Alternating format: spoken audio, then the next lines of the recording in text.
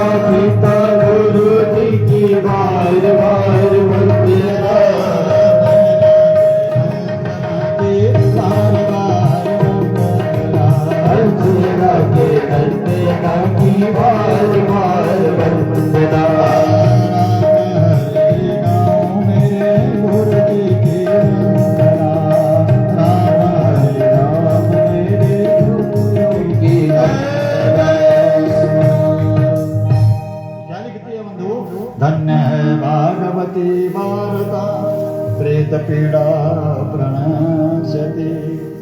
तो इस प्रकार से धुंधुकारी कहता है कि धन्य है भागवत की कथा जो प्रेत का जो प्रेत होने से उद्धार करवा देती। तो यहाँ से जाकर के भागवत की वंदना प्रारंभ हो जाती है।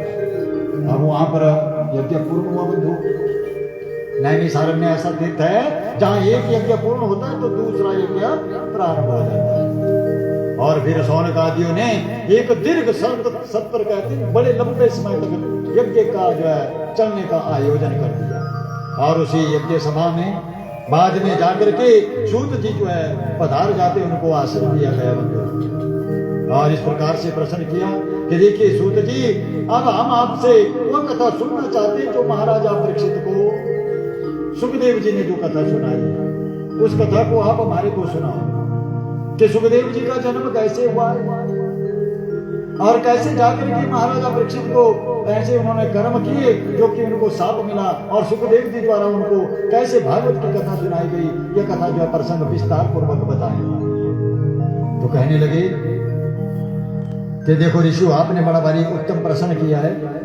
प्रवरदन्तमनुपेतकृत्यं द्वैपायनो विरहाकातराजुहात् पुत्री तन्मया तया सर्वो विनेदु स्तम सर्वभूतं हृदयमुनिमान्तोऽस्मि। अभी सुखदेव जी के लौकिक दिव्य संस्कार कोई भी नहीं हुए थे। पूर्व समय की बात है कि सत्यवती के गर्भ से वेदाव्यास जी का जन्म हुआ और सर्वप्रथम एक ही वेद था। कितने वेद थे? एक ही वेद था। जिस वेद की श्लोक संख्या इतनी थी कि हमारी तुम्हारी अगर दोबारा भी जन्म हो जाता हम उसे पढ़ नहीं सकते थे। बता सकते हैं वेद किसे कहते हैं? बेजमाता। वेद का मतलब होता है विद धातु से प्रादुर्भाव हुआ, भगवान को जानने का जहां से रास्ता मिले उसको कहते हैं वेद। क्या कहते हैं? वेद। तो वेद पढ़ेंगे ब्राह्मणों को कोई पढ़ने चाहिए, इन्हें को नहीं पढ़ने चाहिए क्या? जो कुछ भी निकला है ना महाराज, हम आप जो भी विद्या अध्ययन कर रहे हैं, ये शिव जी ने डमरू बजाया जिसके जो है 42 प्रत्यार 24 सूत्र निकले, 42 प्रत्यार और सब भाषाओं को हमारे को जानकारी मिली। तो सब कुछ जो है वेद से ही निकला। तो पहले एक ही वेद था। फिर वेदाव्यास जी ने एक वेद के 4 भाग कर दिए जिनको नाम दिए ऋग्वेद, यजुर्वेद, सामवेद और अथर्ववेद। इनकी रचना कर दी। पर फिर भी जो है वेदाव्यास जी को तसल्ली नहीं हुई कि मैंने जो रचना की है, उनको लग रहा था कि मेरी रचना पूर्ण नहीं हुई। इस विषय में मुझे क्या करना चाहिए? एक दिन एकांत स्थान में बैठे थे और वहां पर घूमते हुए देव ऋषि नारद जी पहुंच गए। बोले भागवत भगवान ने की। जब नारद जी को देखा, वेदा व्यास जी ने वेदा व्यास जी की तरफ देखते हैं देव ऋषि नारद ने कहा कि वेदा व्यास जी, आप लग रहा है कि कुछ असंतुष्ट नजर आ रहे हैं। बोले देखिए ना देव ऋषि नारद जी, मैंने एक वेद के 4 भाग कर दिए पर मन को अभी भी तसल्ली नहीं हो रही है। मुझे लग रहा है कि मैंने जो रचना की वो अपूर्ण रह गई है, मुझे क्या करना चाहिए। तो नारद ने समझाया कि देखो वेदा व्यास जी, ये जो आपने वेद की रचना करी है ना, वेद में तो कर्म ही बताए गए, बल्कि मोक्ष रूपी फल प्रदान करने वाली तुम भागवत भगवान की, श्री कृष्ण की विस्तार पूर्वक महिमा को लिखो, जिसके लिखने मात्र से फिर तुम्हारे को तसल्ली हो जाए, क्योंकि वो संसार में मोक्ष को देने वाली हो। जब यह शब्द कही तो वेदा व्यास जी ने पूछ लिया कि देव ऋषि नारद जी, तुम यह आज स्वच्छंद घूमते हो, मृत्यु लोक में स्वर्ग में भी चले जाते हो, कहीं भी तुम्हारे को रोक टोक नहीं है। आपने ऐसी कौन सी तपस्या करी जो स्वच्छंद घूम रहे हो। तो बताया, बोले देखिए महाराज, पूर्व समय में मैं एक दासी का पुत्र था। किसका पुत्र था देव ऋषि नारद महाराज? दासी का। पिता तो मेरे पहले ही चल बसे, माँ के साथ रह रहा था। अब जिसके घर में भागवत है ना महाराज, देख करके आना है फिर सुनने विषय सूची को। बोले जिस घर में कोई धार्मिक पुस्तक ना हो ना, वो घर जो है चंडाल के समान बताया गया है। अगर कोई भी बहू बेटी उसका ग्रंथ का दर्शन करते तो कल्याण मिलता है, अगर कोई पढ़ ही लेती है तो 1 अथवा 4 श्लोक, तो ये लोग क्या परलोक भी सुधर जाता है। और जब पढ़ के आएंगे, विषय सूची देखेंगे, तो फिर सुनाने पर भी वो आनंद और आनंद मिल जाता है। तो बोलिए भागवत भगवान की। अगर चाहें तो आप भी नित्य जब ब्राह्मण बैठेंगे तो स्वयं स्वाध्याय करके हुए 2-4 अध्याय, एक ने पढ़े 2-4 अध्याय, एक ने पढ़े, 11 बजे तक बड़ा समय रहेगा। तो इस दिन 7 दिनों तक स्वयं भी आप जो है, अब हम सरका घाट में एक बार कथा में गए थे, गुरु सानिध्य में, गुरु साथ थे, तो मक्खनलाल गुप्ता जी के पूरा परिवार जो है चारों तरफ जो भगवान की वह तस्वीरें लगी थी, और पूरा परिवार ने जो है भागवत ग्रंथ स्वयं निकाल करके हिंदी में, संस्कृत आपसे नहीं पढ़ी जाएगी, उसको तो हम भी पढ़ेंगे। पितरों के उद्धार हेतु ब्राह्मण जब पाठ करेंगे, आपने अपने स्वाध्याय ज्ञान अर्जित करने के लिए चाहे तो उस विधि से भी आप उसको पढ़ सकते हैं। बोले भागवत भगवान की। तो यहाँ पर बताते हैं देव ऋषि नारद के महाराज, मैं पहले दासी का पुत्र था, पिता तो मेरे पहले चल बसे, माँ के साथ रह रहा था। फिर एक समय जो है चतुर्मास के लिए जो है महात्मा, 4 महात्मा हमारे कुटिया में आए। चतुर्मास होता है वो 1 महीना एक स्थान पे रुकेंगे, जैसे दूसरा महीना प्रारंभ हुआ फिर उस स्थान को छोड़ करके दूसरी जगह चले जाएंगे। बोले फिर क्या हुआ? व्यास जी ने कहा, बोले महाराज मैं उन संत महात्माओं की जो सेवा करता रहा, और जो उनका जूठा बचता था ना, उसको मैं खा लिया करता था। बोलिए भागवत भगवान की। कैसा जूठा खाता था देव ऋषि नारद? ऐसा नहीं कि पत्रावली में कोई भात वगैरह चावल बनाए, सब्जी डाली, गुरु भी खा रहे हैं और अपने शिष्य को भी खिला रहे हैं। ये जितने अन्य पहले एक ही धर्म था सनातन, और आज कितने धर्म बने बंधु, ये सब नकली है। देखा देखी में पुराण से दे दिया, यहाँ लिख दिया कि महाराज देव ऋषि नारद ने कहा कि मैं संत महात्माओं का जूठा खा लिया करता था। तो गुरु का जूठा खाना चाहिए। खाना चाहिए कि नहीं? खाना चाहिए। कैसा? जो ज्ञान रूपी उपदेश जो गुरु बांटते हैं, अपनी श्रवण इंद्रियों द्वारा उस ज्ञान को अंदर धारण करना, ऐसा गुरु का जूठा खाना चाहिए। ना कि पात्री में भात गुरु भी खा रहा है, शिष्य भी। कई जगह तो ऐसा आप हंस रहे हैं, एक जगह तो हमने ऐसा देखा कि जो बड़ा बनाते हैं ना भंडारे में, क्या बोलते हैं, डालना, वहां ले गए गुरु जी को बोला, बोले यहाँ पर अपना फिस्ट डाल दो, ये बच्चों के लिए प्रसाद हो जाएगा। तो यहाँ नहीं लिखा गुरु का जूठा, तो ऐसा थोड़ी लिखा कि वो जूठा ना किसी को खिलाए ना किसी का खाना चाहिए। समझ गए आप? बड़ा भारी दोष लगता है इस विषय में। तो गुरु का जूठा कैसा खाया जाता है? जो ज्ञान रूपी अमृत गुरु बांटते हैं, अपने श्रवण इंद्रियों द्वारा उस अमृत को अंदर धारण करना, ऐसा ही गुरु का जूठा खाना चाहिए, ना कि एक दूसरे की पत्रावली में रखा गया उचिष्ट भोजन। बोलिए भागवत भगवान की। बोले फिर महाराज, बोले जूठा में उनका खा लिया करता। बोले फिर एक दिन मेरी माँ गौ चुने की बेला में गौशाला में गई, और आते समय मेरी माँ के पाँव को जो सर्प ने सूंघ लिया। बोले फिर क्या हुआ? बोले मैंने माँ के मरने का शोक नहीं मनाया, दुख नहीं मनाया। अब दुख क्यों नहीं मनाया? क्योंकि संत महात्मा बताते थे ना, ये संसार जो आज हमारे को प्रिय पत्नी परिवार है ना, ये परिवार पत्नी संसार हमारा पहले भी था, जिसको हम छोड़ करके आए हैं। आज भी संसार परिवार पत्नी कितना प्रिय होगा, जब आएगा बुलावा तो हमारे को जाना पड़ेगा बंधु। यहाँ तक कि शरीर के कपड़े भी उतार दिए जाएंगे फाड़ करके, और जो साथ में लेकर के आया वही खाली आए तो नंगे ही जाना पड़ेगा। इस प्रकार से गांव वाले आएंगे, महाराज जल्दी से बाहर निकालो, और शमशान घाट की यात्रा हो जाती है। तो इसलिए ये तो बताया था महाराज, ऋषियों ने कहा था कि जातस्य ध्रुवर मृत्यु जातस्य च तस्मात् ना परिहारार्थ। जन्म और की मृत्यु निश्चित है, और मरे हुए का जन्म भी निश्चित है। इसका कोई अगर जाने वाले के लिए हम अभी 1000 वर्ष तक रोते रहेंगे ना, वो स्वप्न में भी नहीं आने वाला है, तो प्रत्यक्ष में आना तो बड़ी भारी दूर की बात रहे। इसलिए संसार में कोई भी दुख है, मैं तो इस बेटी को कहता हूँ भगवान, इसका तो जीवन अब बोलने का तो शान है, जिसका अंग जाता है उसको पता लगता है उसकी क्या कमी रहती है।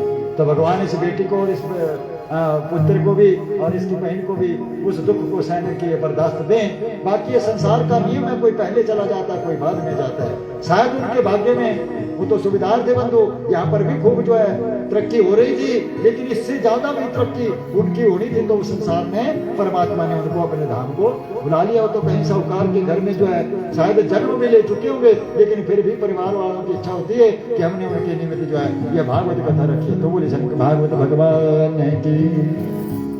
तो ऐसे महाराज मेरे माता पिता के मरने पर मैंने शोक नहीं किया। बोले फिर क्या हुआ महाराज? बोले फिर जब महात्मा मेरे उस स्थान को छोड़ करके चले गए, तो फिर मैं जाकर के भगवान की तपस्या में लग गया। फिर भगवान ने मुझे दर्शन तो दिए, फिर बोला बोले बेटा इस जन्म में नहीं, तुझे अगला जन्म लेना पड़ेगा। फिर मैं दासी के बजाय अगले जन्म में मेरा ब्राह्मण के घर में जन्म हो गया। फिर ब्राह्मण के घर में जन्म मिला, तब भी मैंने नारायण की बड़ी भारी भक्ति करी पर्वत कंदराओं में जाकर के।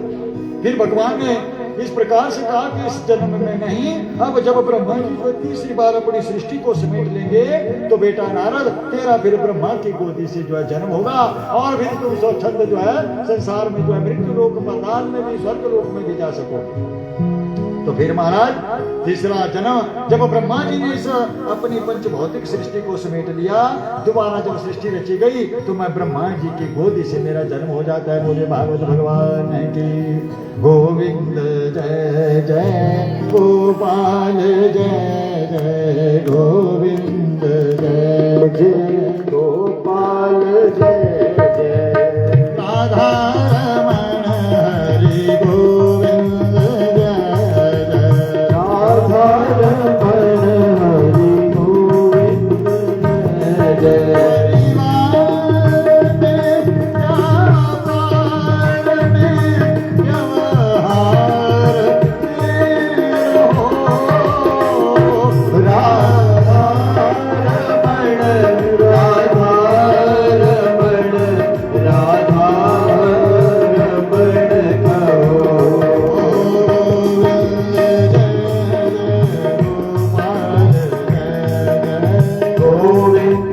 जय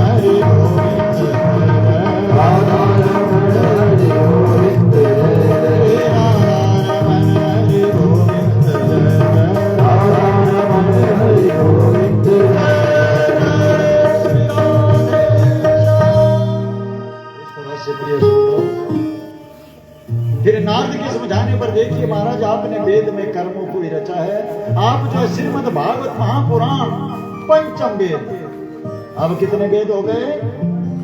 पहले थे 4, अब 5वां वेद कौन है? ये पंचम वेद निराला, नव ज्योति जगाने वाला, श्री राम यही घनश्याम यही, श्री राम यही घनश्याम यही, ये प्रभु चरणों की आरती, पापियों को पाप से है तारती। बोलिए भागवत भगवान की। हम बंधु वेदा व्यास ने 5वां वेद भागवत की रचना भी 18 पुराण रचित।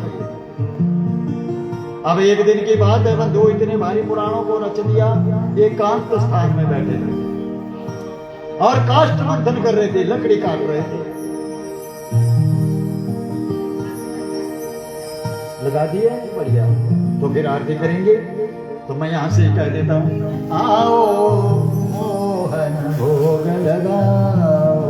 यजमान जी ने श्रद्धा से बनाया है बंधु, तो सबके लिए थे, हमारे तुम्हारे लिए। और होशियार सिंह जी की पत्नी कह रही कि गुरुदेव सबको बोलना, कोई 4 जब से बच्ची से खाता है, कोई 2 से भी खाता है, तो जैसा कैसा भी पति की समृद्धि के लिए मैं भागवत कथा रखी है, तो भोजन की व्यवस्था बनाई है। तो सभी माताओं से प्रार्थना रहेगी कि सब भोजन करके जाएंगे, बिना भोजन से कोई नहीं जाएगा। समय होता नहीं, समय निकालने से होता है। रात्रि का संध्या समय 7 साढ़े 7 बजे से आरती, 8 साढ़े 9 बजे तक आरती कीर्तन रहेगा। तो समय निकाल करके सबने जो है आरती कीर्तन में भी आकर के अपना समय देना है। और आज प्रथम दिन था, मैं भागवत भगवान से प्रार्थना करता हूँ, बेटी बहू ऋषियों ने आपकी शोभा यात्रा में अश्वमेघ का कदम कदम चलने पर अश्वमेघ यज्ञ का इनको फल प्राप्त हो। और जितने भी कथा में बैठे, चाहे 2 घंटे पूजा में श्रवण भक्ति की, प्रभु अगर इनका ध्यान इधर उधर जाएगा तो मैं 7वें दिन जो है उसके लिए प्रायश्चित हवन कर लूंगा। पर इन बच्चों को, भक्तों को, ऋषियों को आपकी इस 2 घड़ी 2.5-3 घंटे की जो कथा हुई, इस श्रवण भक्ति का पूर्ण फल मिले। तो कभी क्या कहता है, सबका भला करो भगवान, सबके घर में सुख सबका समविधि हो कल्याण, सबका समविधि हो कल्याण,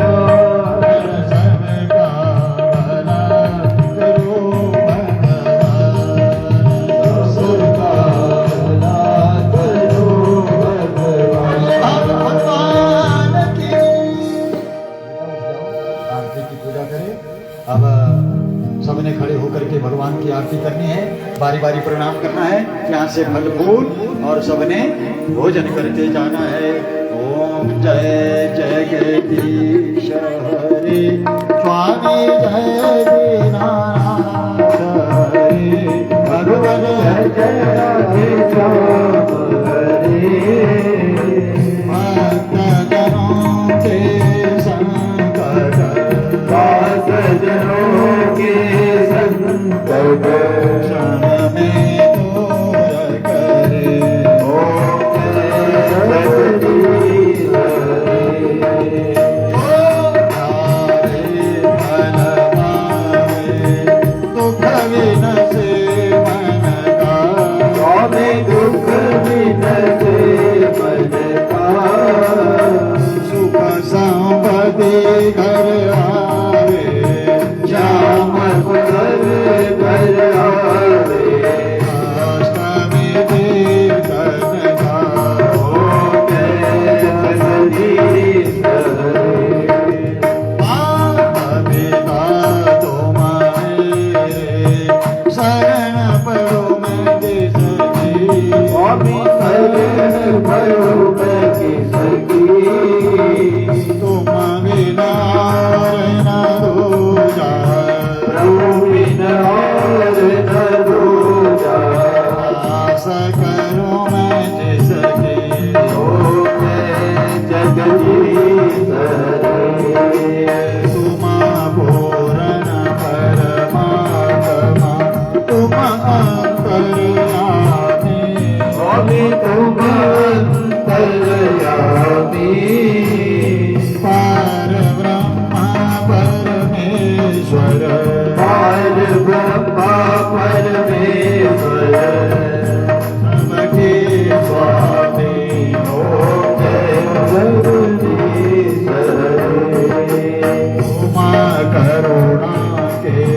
सागर तुम पालन करता। स्वामी तुम पालन करता। मैं मूर्ख खल खामे, मैं सेवक प्रभु स्वामी। कृपा करो भरता।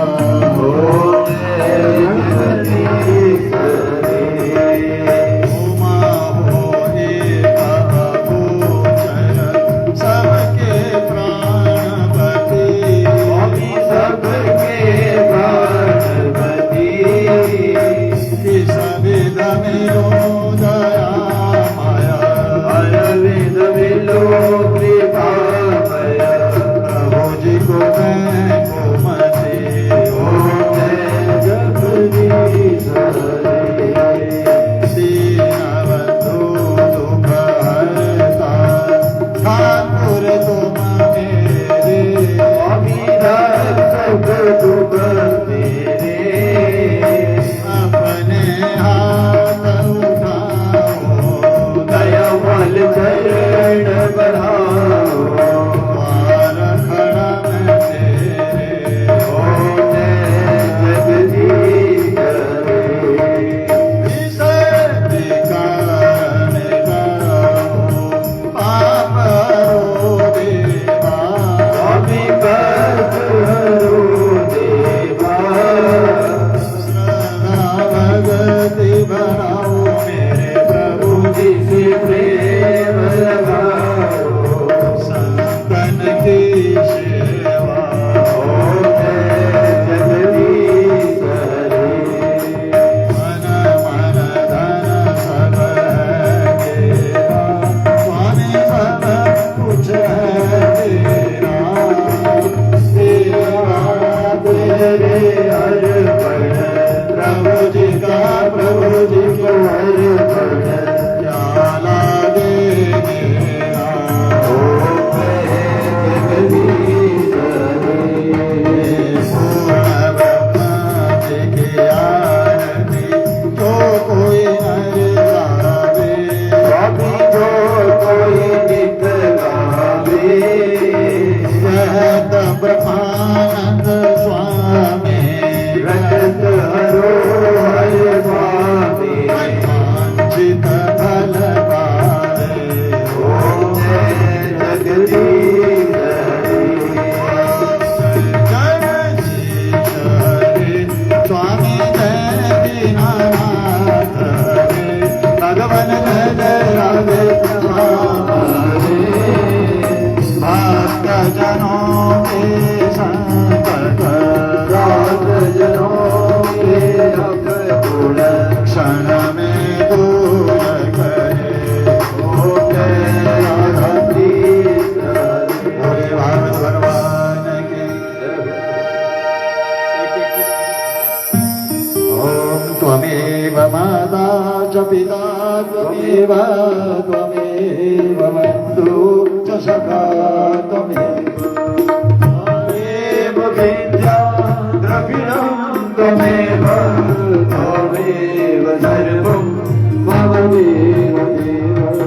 अच्युतं केशवं राम नारायणं कृष्ण दामोदरं वासुदेवं हरे। श्रीधरं माधवं गोपिकावल्लभं। जानकी नायकं श्रीरामचन्द्रं भजे।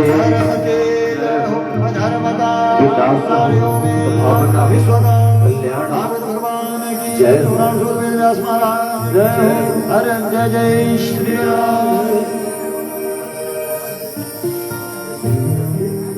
बारी बारी यहाँ प्रणाम करेंगे और यहाँ से सब प्रसाद लेकर के भोजन की व्यवस्था दूसरी परली तरफ बनाई है, तो यहाँ प्रणाम करेंगे और यहाँ से फल फूल लेकर के थोड़ी देर हरिनाम संकीर्तन सब भोजन करके जाएंगे। तो सभी कहेंगे श्री राम जय राम जय जय राम।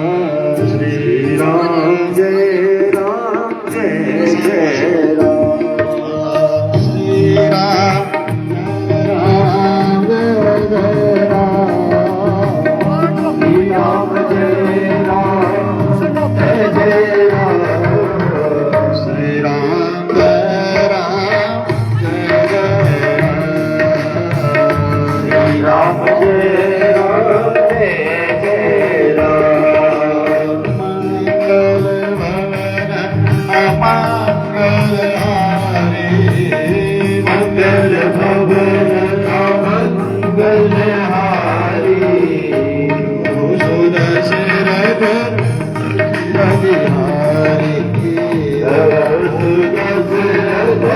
जय